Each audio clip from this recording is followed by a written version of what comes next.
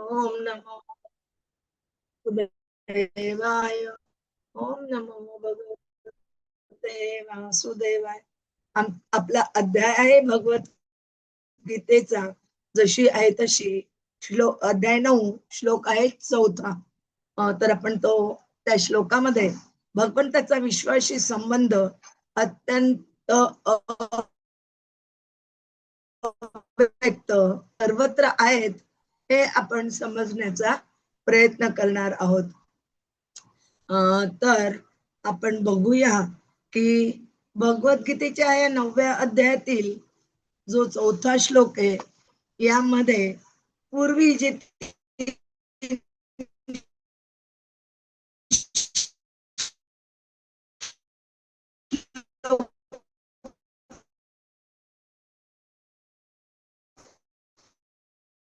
भगवंतांनी सांगितले, तुला सर्वश्रेष्ठ आणि पवित्र ज्ञान भगवंताबद्दलची अशी अनुभूती आहे की भगवंत सर्वत्र कसे आहेत व्यापलेले ते ज्ञान जाणून घेतल्याने आपल्यामध्ये शुद्ध भक्ती कशी निर्माण होते ते आपण बघणार आहोत.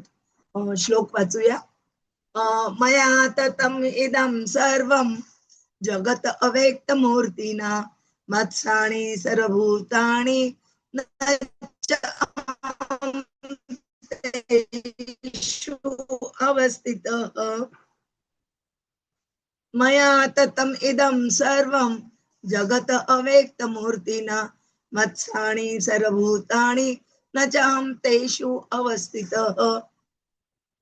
मया ततम इदं सर्वं जगत अव्यक्त मूर्तिना मत्साणी सर्वभूतानि न च अहं तेषु अवस्थितः. हरे कृष्ण. प्रयत्न करेल, नाहीतर आपण पुढे जाऊया. हरे कृष्ण माताजी. वाचा माते वाचा. मया ततम इदं सर्वं जगत अव्यक्त मूर्तिना मत्स्थानि मतभूतानि न च अहं तेषु अवस्थितः. हरे कृष्ण. हरे कृष्ण. प्रणा.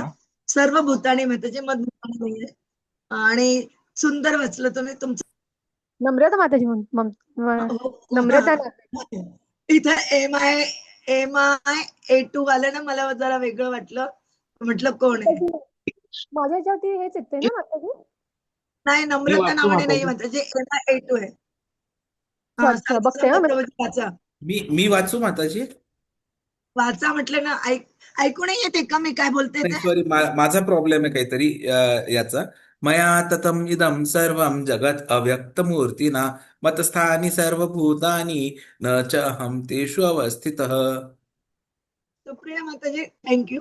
सुप्रिया माताजी. आपण आता भावार्थ बघूया.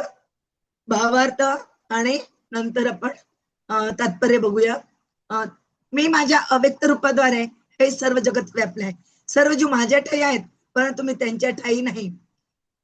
तात्पर्य, भगवंताचा साक्षात्कार स्थूल भौतिक इंद्रियाद्वारे होऊ शकत नाही असे सांगितले आहे की अतः श्रीकृष्ण नामादि न भवेत ग्राह्यम इंद्रिये सेवोन्मुखे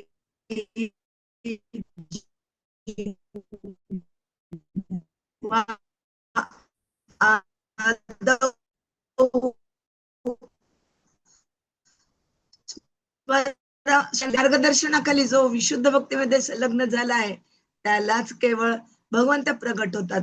भक्तिरसामृत सिंधू 1.2.234 ब्रह्मसंहितेत 5.38 सांगण्यात आले की प्रेमांजन चरित भक्ती विलोचनेन संत सदैव हृदयेषु विलोकयन्ति. जर मनुष्याने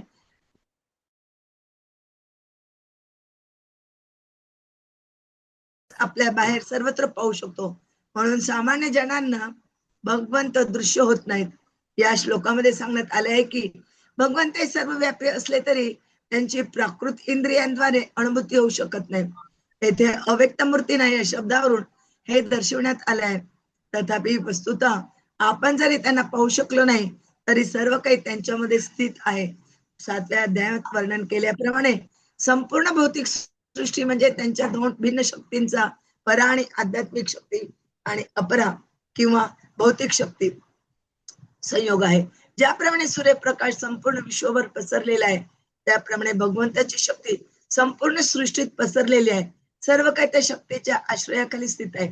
तरी कोणी असा निष्कर्ष काढू नये की भगवंत ज्या अर्थी सर्वव्यापी आहेत, त्या अर्थी त्यांचे वैयक्तिक अस्तित्व नष्ट झाले. अशा युक्तिवादाचे खंडन करण्यासाठी भगवंत म्हणतात, मी सर्वव्यापी आहे, सर्व काही माझ्यामध्ये स्थित आहे, तरी मी अलिप्त आहे. उदाहरणार्थ, राजा प्रशासनाचा अधिपती आहे आणि ते प्रशासन म्हणजे राजाच्या शक्तीचा आविष्कार आहे. प्रशासनातील विविध विभाग म्हणजे राजाची शक्ती आहेत आणि प्रत्येक विभाग हा राजाच्या नियंत्रणाखाली पुढे प्रभूजी हा एक मिनिट सर्व व्यापी आहे, सर्व काही माझ्यामध्ये स्थित आहे, तरी मी अलिप्त आहे. उदाहरणार्थ, राजाचा शासन प्रशासनाचा अधिपती आहे आणि ते प्रशासन म्हणजे राजाच्या शक्तीचा आविष्कार आहे. प्रशासनातील विविध विभाग म्हणजे राजाच्या शक्ती आहेत आणि प्रत्येक विभाग हा राजाच्या शक्तीवर आश्रित असतो. परंतु राजा व्यक्तिशः प्रत्येक विभागात उपस्थित असावा अशी अपेक्षा कोणालाही करता येणार नाही. हे एक स्थूल उदाहरण आहे. त्याचप्रमाणे आपण पाहत असलेले सारे सृष्ट पदार्थ भौतिक आणि आध्यात्मिक जगतात अस्तित्वात असणारे सर्व काही भगवंतांच्या शक्तीवर आश्रित आहे.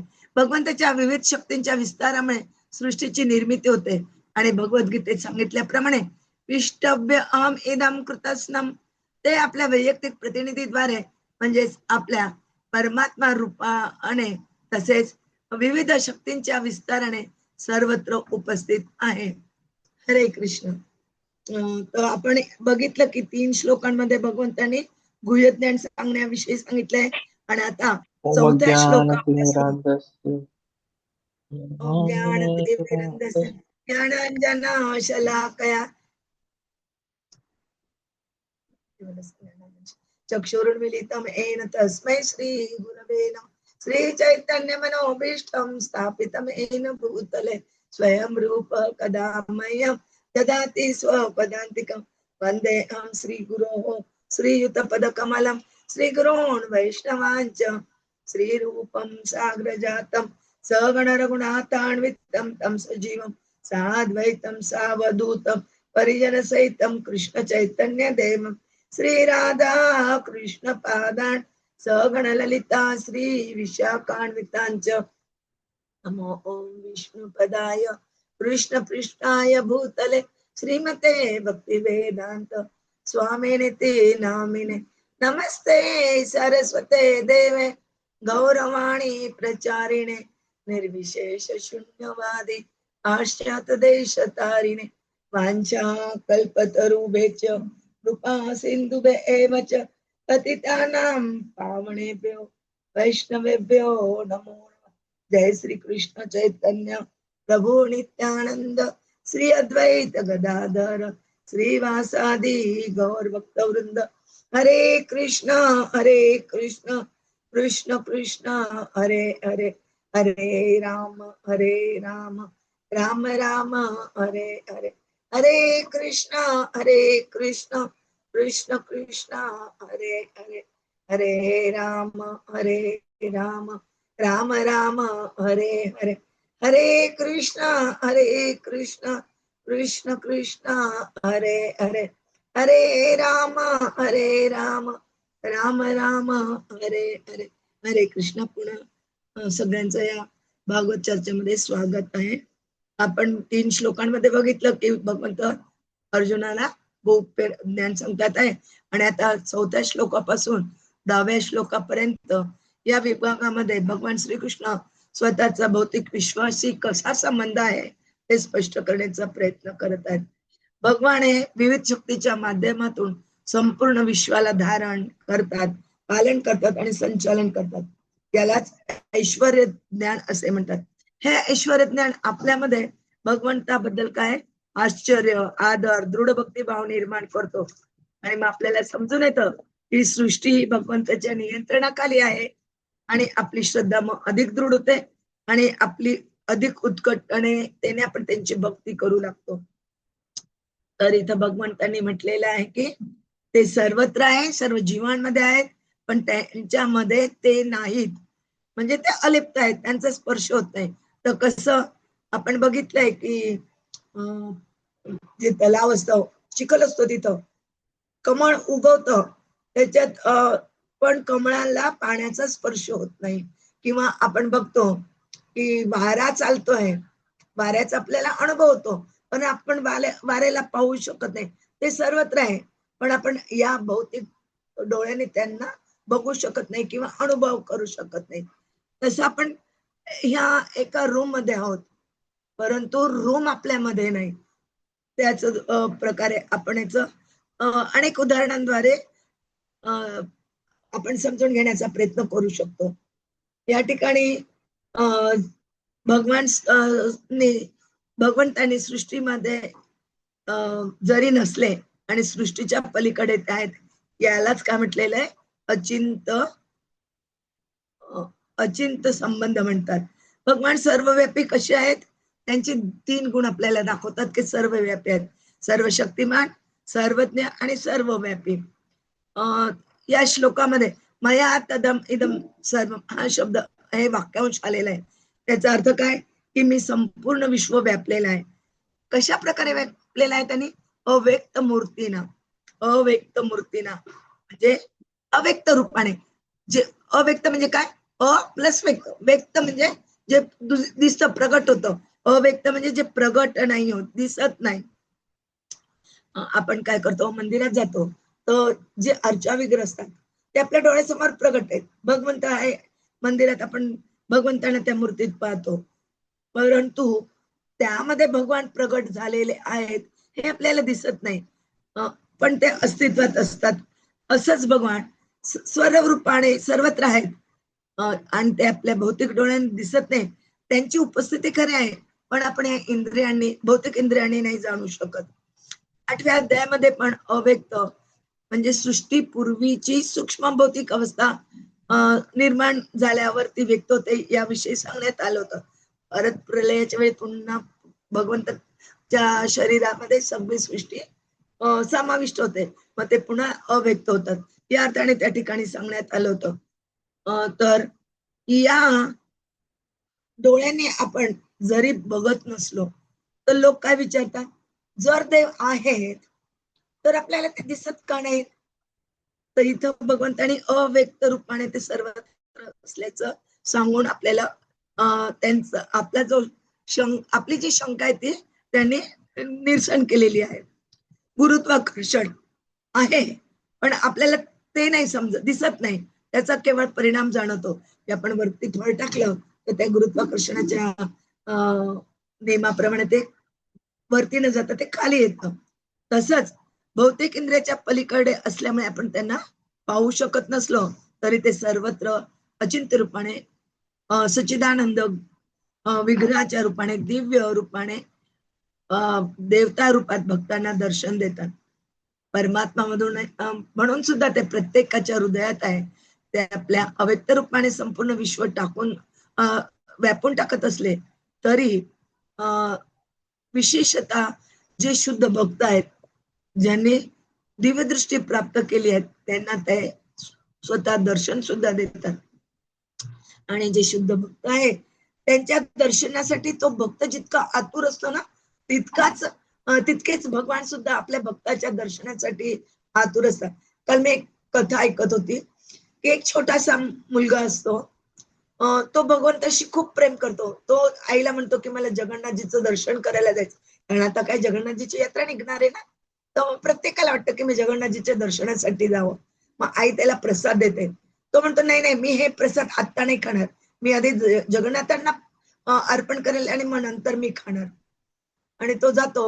जसं तो मंदिराच्या तिथं येतो गेटपाशी, त्याला अडवतात जे काय म्हणतात, चौकीदार म्हणतो आपण त्याला, ते त्याला अडवतात, त्याला जाऊ देत नाही. कारण त्या ठिकाणी राजा येणार असतो दर्शनासाठी, तर सगळे रस्ते सगळ्यांचं मंदिरात जाणं बंद करून टाकतात.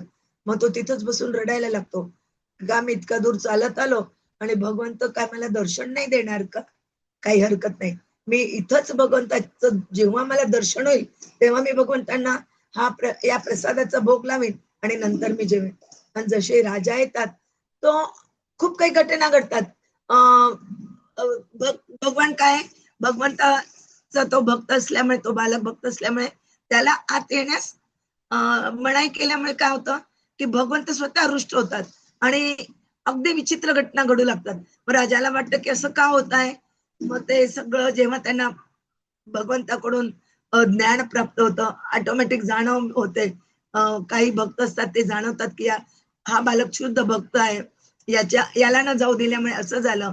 आणि मग ज्या वेळेला त्याला जाऊ देतात, आपोआप दरवाजे उघडतात, भगवंत त्याला दर्शन देतात, भगवंत त्या प्रसादाचा स्वीकार करतात आणि त्यानंतर तो बालक मग त्या प्रसादाचं सेवन एवढी भक्ती हवी आपल्यामध्ये की आपण सुद्धा भगवंताच्या दर्शनासाठी एवढं आतुर झालं पाहिजे.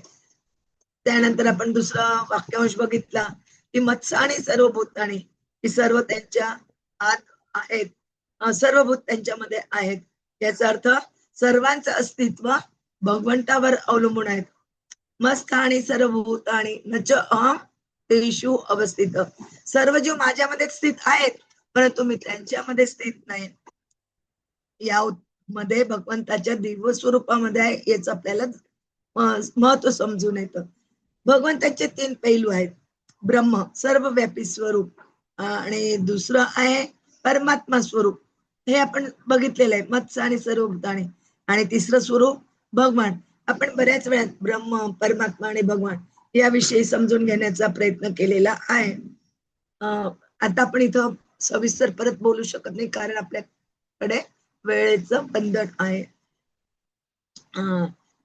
ते सर्वत्र जरी असले, सर्वांना धारण करतात, सर्वांचे पालन करतात, तरी सुद्धा सर्वांपासून ते स्वतंत्र आहेत. इथं अचिंत्य भेदाभेद तत्वाची सुंदर झलक आपल्याला पाहायला मिळते. आणि या मुळे आपल्याला समजायला येतं की मी भगवंतांनी आपल्याला सांगितलंय की मी त्यांच्यामध्ये स्थित नाही, म्हणजे त्यांच्या अधीन नाही, तर सगळेजण भगवंताच्या अधीन आहेत. इथं प्रभुपदजी आपल्याला वारंवार सांगतात की भगवंतांना आम्ही या भौतिक इंद्रियाने पाहू शकत नाही. भगवंतांना जर जाणायचं असेल, समजून घ्यायचं असेल तर एकच आणि एकमेव मार्ग आहे, तो म्हणजे भक्ती. जेव्हा भक्तीमुळे आपली इंद्रिय शुद्ध होतात तेव्हा भगवंत स्वतः प्रगट होतात. आणि भगवानांना केवळ बुद्धीने समजून घेता येत नाही, स्वतःच्या कृपेने आपण त्यांना समजून हे स्वतःच्या पद वगैरे ज्या काही उपाधी आहेत त्याने आपण त्यांना समजून घेत नाही, तर त्यांना आपण त्यांच्या कृपेने जेव्हा ते स्वतःला प्रगट करतात तेव्हाच त्यांना आपण समजून घेऊ शकतो. आपण एका उदाहरणाद्वारे बघू शकतो की राजा हा काय सर्व जो म्हणजे जे कार्य आहे, जे त्याचा विस्तार आहे, जेवढं जागेवर त्याचा राज्य कारभार आहे, त्या सर्व कार्यभार करण्यासाठी अनेक कार्यालय आहेत, अनेक डिपार्टमेंट आहेत. प्रत्येक कार्यालयात वेगवेगळे अधिकारी कार्य करतात. प्रत्येक अधिकारी कार्य करतात. आपण असं नाही म्हणू शकत की प्रत्येक वेळेला राजाने येऊन त्या कार्यालयात बसावं, कारण त्यांच्या कार्यक्षेत्रामध्ये सर्व डिपार्टमेंट, जसं आता मोदी आहेत आपले, त्यांच्या अंडर जे सरकार ते सर्व भारताचा कार्यभार करत आहेत. आपण असं नाही म्हणू शकत की हा कार्यभार स्वतः मोदींनी यावा आणि त्यांनी बघावा, नाही. जे डिपार्टमेंट ज्या व्यक्तीकडे सोपवलेलं आहे तो व्यक्ती त्या कार्यभारा म्हणजे अधिकारात येणार ज्या काय प्रॉब्लेम्स आहेत, समस्या आहेत, ते तो स्वतः त्यांनी जेवढे त्याला अधिकार दिलेले आहेत त्या अधिकाराच्या नियमाप्रमाणे ते समस्या दूर करण्याचा प्रयत्न करतात. या श्लोकातून मुख्य केंद्रबिंदू जर आपण बघायचा प्रयत्न केला तर आपल्याला हे समजण्यात आलेलं की भगवान सर्वव्यापी आहेत, अव्यक्त रूपाने सर्वत्र पसरलेले आहेत, सर्व जीवन भगवंतावर अवलंबून आहेत. भगवान स्वतःचे अस्तित्व, स्वतंत्र व्यक्तिमत्व कधीही गमावत नाही. तर आपण याच्यातून निष्कर्ष काढू शकतो. काय निष्कर्ष काढू शकतो की भगवद्गीतेचा हा जो श्लोक भगवान श्रीकृष्णांच्या ईश्वराचे अत्यंत सुंदर दर्शन जे घडवत आहे आपल्याला, ते आपल्या विविध शक्तीने संपूर्ण विश्व व्यापून टाकत आहे. परमात्मा म्हणून प्रत्येकाच्या हृदयात आहे. तरी ते या भौतिक विश्वाच्या मर्यादांपासून पूर्णपणे स्वतंत्र आहेत. त्यांचे दिव्य व्यक्तिमत्व कधीही नष्ट होत नाही आणि भगवंतांना भौतिक इंद्रियांनी जाणता येत नाही, परंतु श्रद्धा, साधना, शुद्ध भक्ती यांच्या माध्यमातून ते स्वतः त्यांच्या हृदयात प्रगट होतात. म्हणून आपण नाही भगवंताचे ऐश्वर्य, षडैश्वर्य आहेत ना, त्यांच्याविषयी दृढ श्रद्धा ठेवून शुद्ध भक्तीचा मार्ग जो आहे तो आपण स्वीकारला पाहिजे. आणि कृष्ण भक्ती करत आपण आपला जो उद्देश आहे, आपलं जे गोल आहे ते आपण परिपूर्ण करण्यासाठी प्रयत्न केला पाहिजे. हरे कृष्ण नाम घेऊनी अंतरी भक्ती जागे, गीतेतील हे ज्ञान अमृत जीवनामध्ये लागे. तर असं आपण जे प्रभुपादांनी आपल्याला इतकं सोपं करून दिलेलं जे ज्ञान आहे ते ज्ञान आपण स्वीकारायलाच हवं. आणि त्या ज्ञानाच्या आधारे आपण जेव्हा भक्ती करतो ना, तर आपल्याला वेगळंच काहीतरी अनुभव येतो आणि त्या वेगळ्या अनुभवांमुळे आपल्याला थोडी शांती मिळते. आणि शांती मिळाल्यामुळे काय होतं की आपण जे आपले आचार्य आहेत, गुरु आहेत, ज्यांनी आपल्याला वेळोवेळी मार्गदर्शन केलेलं आहे, त्यांच्याविषयी आपल्याला एकदम आदर निर्माण होतो. आणि त्यांच्याविषयी मग आपण विचार करतो की त्यांनी आपल्यासाठी किती कष्ट घेतलेले आहेत की हे ज्ञान आपल्याला सहजरित्या प्राप्त होतं. पण जे सहजरित्या प्राप्त होतं ना, ते आपण समजून घेऊ शकत नाही. आणि ते समजून न घेतल्यामुळे आपल्याला त्याचं महत्व किती जरी असलं तरी आपण त्याकडे दुर्लक्ष करत असतो. परंतु आज आपण हे ऐकल्यानंतर आपण मला माहितीये की आपण सगळेजण चांगल्या प्रकारे भक्ती करतात आणि जपही करतात आणि दर रविवारी अगदी न चुकता आपल्या या कार्यक्रमाला हजर असतात.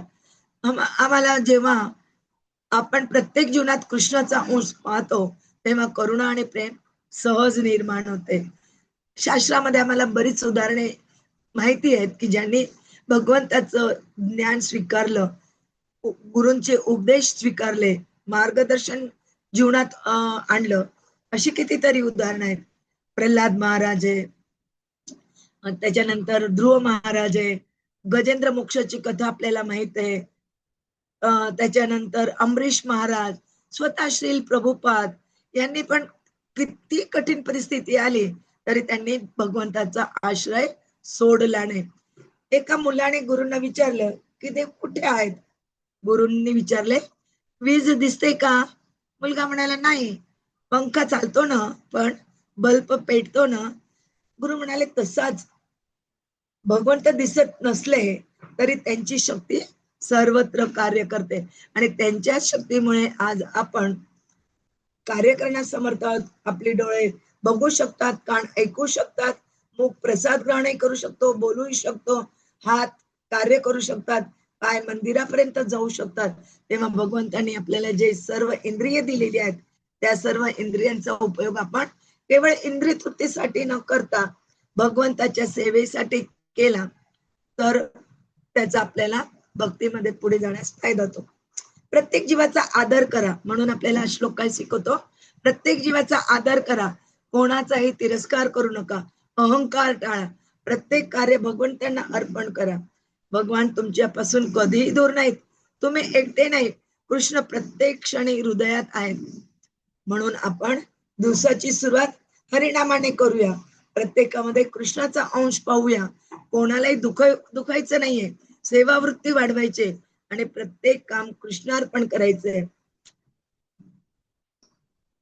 कणा कणात कृष्ण वसे, विश्वामध्ये तोच असे, दिसे नयनी अव्यक्त जरी, भक्त हृदयी सदा तो बरी. तेव्हा आपण झोपताना सुद्धा भगवंताचं नाव घेऊन झोपलो आणि सकाळी उठताना भगवंताचं नाव घेतलं तर आपण जे झोपतो ती झोप जे कर्म आहे ते बंधनकारक नाही होत. तर ते आपलं रात्रभर आपण जप केलाय म्हणजे भगवंताची सेवा केली आहे, या सेवेमध्ये त्याची गणना होते. आणि म्हणून आपण झोपताना सुद्धा आणि उठल्याबरोबर लगेच भगवंताचं नाम घेऊन भगवंताला धन्यवाद द्यायला पाहिजे की मला आजचा दिवस बघायचा, तुम्ही मला संधी दिली आहे. तर आपण जेवढे भगवंताला धन्यता देऊ तेवढी कमीच आहे.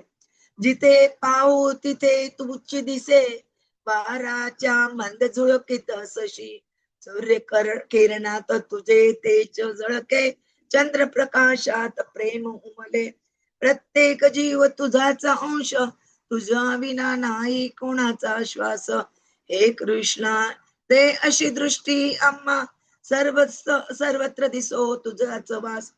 म्हणून आपण या सर्व व्यापी भौतिक मर्यादांपासून पूर्णपणे सर्व स्वतंत्र असलेल्या भगवंताला, की जे प्रत्येकाच्या जीवात प्रत्येक परिस्थितीत भगवंतांना पाहण्याची दृष्टी प्राप्त होते, त्यांच्या जीवनात नम्रता, प्रेम, सेवा आणि अखंड भक्ती प्रगट होते. अशा या भगवंताचं सर्वत्र कृष्ण आहे, पण कृष्णाला पाहण्यासाठी भक्तीची दृष्टी आवश्यक आहे, हे आपण येथून जाणून घेऊया. तर आपण भगवंतांना सर्वत्र पाहतो आहोत, सर्वत्र पाहायचंय, आपल्याला जीवनाचा आदर करायचा आहे, सर्वांचा आदर करायचा आहे, प्रत्येक कार्य कृष्णार्पण करायचं आहे, अहंकार सोडायचा आहे आणि हरिनाम कधीही सोडायचं नाही, कुठलीही परिस्थिती आली तरी. म्हणून भगवान अव्यक्त स्वरूपाने संपूर्ण विश्व व्यापून असले, सर्व जीव भगवंतावर अवलंबून असले, भगवान कोणत्याही भौतिक बंधनात नसले, भक्तीमुळे सर्वत्र भगवंतांचे दर्शन होते. हा श्लोक नम्रता, समभाव आणि कृष्ण स्मरण शिकवतो. तर आपल्याला प्रार्थना करायची आहे, हे श्रीकृष्ण तू सर्वत्र असूनही माझ्या अज्ञानामुळे मला तुझे दर्शन होत नाही. मला अशी भक्ती दृष्टी दे की प्रत्येक जीवात, प्रत्येक परिस्थितीत आणि प्रत्येक क्षणी तुझी उपस्थिती अनुभवता यावी. माझा अहंकार दूर कर, सेवाभाव वाढव आणि अखंड हरिनामात माझे जीवन यशस्वी कर. हरे कृष्ण कृष्ण कृष्ण हरे हरे, हरे राम राम राम हरे हरे. हरे कृष्ण. वांछा कल्पतरुभ्यश्च कृपा सिंधुभ्यश्च पतितानां पावनेभ्यो वैष्णवेभ्यो नमो नमः.